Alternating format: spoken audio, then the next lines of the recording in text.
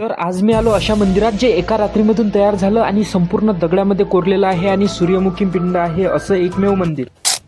नमस्कार मंडळी, आज मी आहे मायाच गावातील अशा एका मंदिरात जे संपूर्ण मंदिर एका दगडामध्ये कोरलेलं आहे. जे मी ऐकलं तेच मी तुम्हाला या ब्लॉगच्या माध्यमातून माया गावातील या मंदिराची कथा सांगणार आहे रे बा. अरे सॉरी मित्रांनो, ही कथा नाही तर ही रियालिटी आहे आमच्या गावाची.